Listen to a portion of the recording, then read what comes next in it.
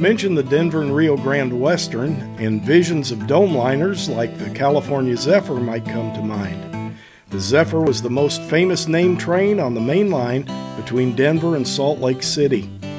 The train was the pride of the fleet, even surviving the advent of Amtrak and into the 1980s as the Rio Grande Zephyr. Away from the main line, however, there were mountain lines that never saw the passage of streamliners. Such a line was the route over La Veta Pass to Alamosa.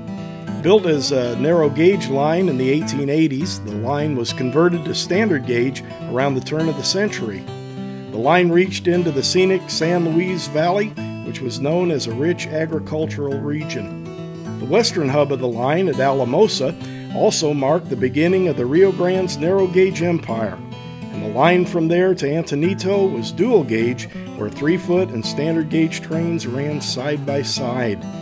Some of the Rio Grande's largest freight power called the line home, battling the steep grades over the pass. Time eventually caught up with the line, though, as dwindling traffic made the line a candidate for sale by Rio Grande's successor, Union Pacific. Today's steam-powered passenger trains still call on Alamosa. Today's trains belong to the Rio Grande Scenic Railroad and operate over the San Luis and Rio Grande.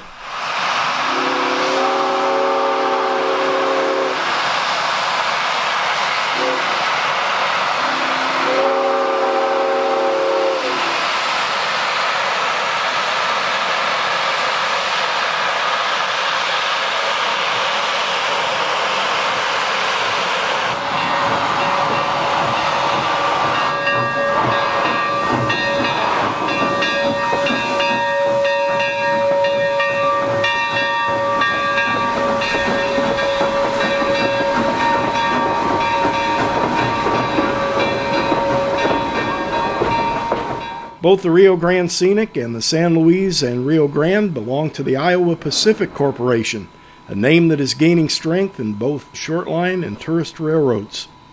Iowa Pacific is under the direction of Ed Ellis, a former Amtrak executive and entrepreneur who hails from Paducah, Kentucky, in the heart of Illinois Central Territory.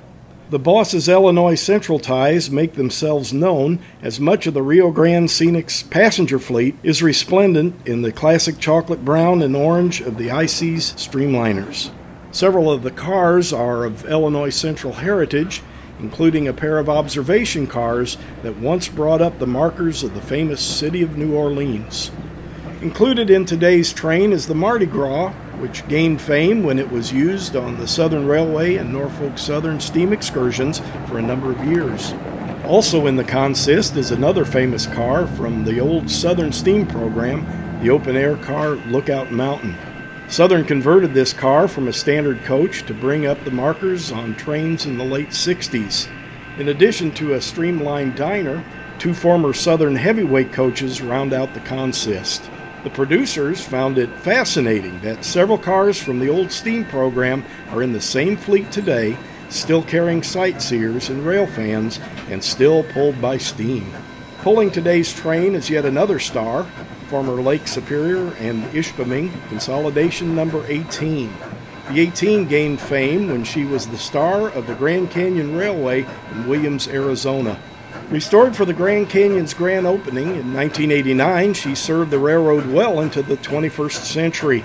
She came to the Rio Grande Scenic after a brief stint in the Pacific Northwest.